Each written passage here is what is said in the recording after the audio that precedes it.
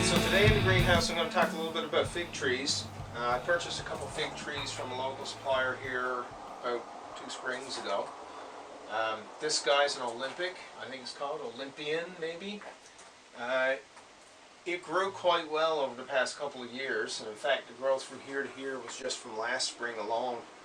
And it's formed a whip. Unfortunately it's a little, it's a little curvy, but luckily it can be kind of bent into place. I'm planning on doing, I guess, espalier with this so that I can produce more figs off the one plant.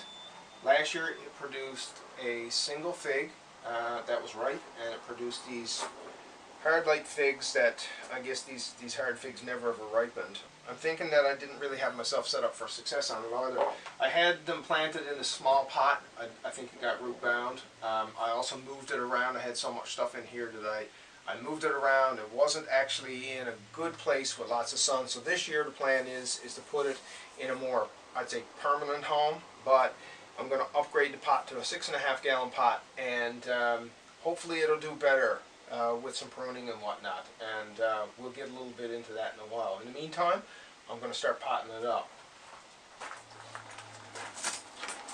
Alright, so this is that 6.5 gallon pot that I was telling you about. This one should get through another season or two. This one was about 2 seasons, so I'm hoping that it's going to, fill into this one, but it's going to take maybe a couple seasons, so I won't have to kind of upplant. I use my standard greenhouse mix that I presented in one of the previous videos. I'll link it below. I'm expecting this tree is going to do well in it.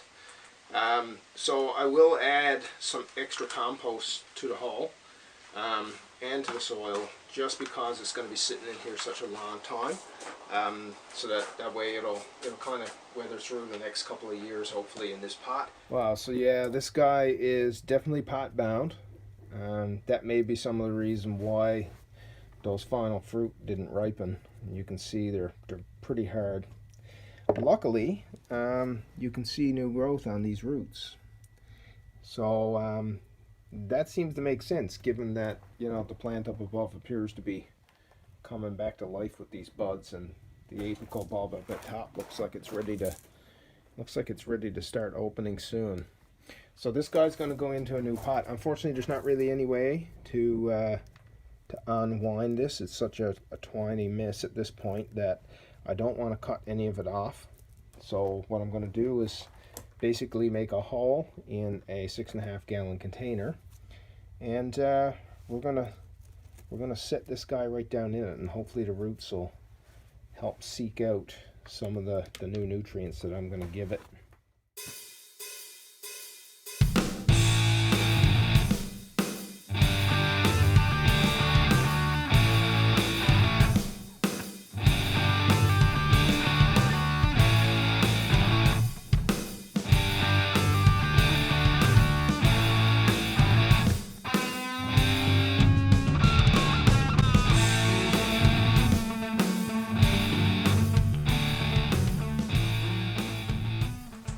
So I found, I think it's the perfect place for this guy.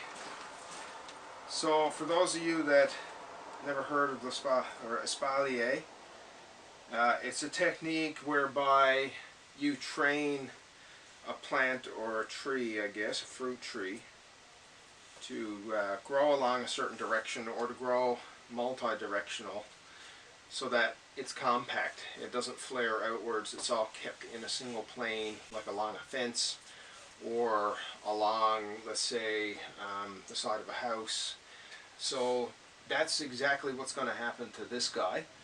In essence, it's going to sit somewhere about right here, and I'm going to train it basically along here, and then once it's, I guess, trained long enough, I'll clip this apical bulb, which will force branching, and that branching will all kind of come up. Alright, so this guy's done. So it's now sitting on top of the bed in a 6.5 gallon pot. And I'm glad actually that I didn't plant this in the bed. I think it would be so invasive that the roots would go everywhere. So now I have it basically attached along here with these wire. It's just a little piece of cardboard put in behind it and to keep it from wearing through the bark. And then I have a stay put on this guy, just a piece of mesh for, I guess, growing vines and stuff on. And it's just kind of keeping it down with that piece of cardboard here. So I'm expecting, by the look of it, I mean it's 16 degrees in here today. That pot's going to get nice and warm. I'd say that this thing's going to start shooting off new growth pretty soon. I want to take it to about right here, which is about another foot, and then I'm going to clip that apical bulb. And then I'm hoping that this guy should send up sprouts everywhere and we'll have lots of fruit. Alright, so that's it. The big tree, I guess, is potted for another year. If we recall, it was quite root bound, and after, I guess, searching for recommendations on what to do, I realized that some of the methodologies people use with cutting the roots and hacking them and kind of pulling them all apart actually probably don't work that well. And they say, you know, that if you just put the plant that's root bound in the pot, eventually it will find its way. So that was my plan. It's minimal disruption to the roots. Hopefully this fig tree will start producing some good fruit this year. Yeah, repotting a fig tree. Who would have thought you could grow these guys in Newfoundland in a greenhouse, but you can. Like and subscribe and join us next time.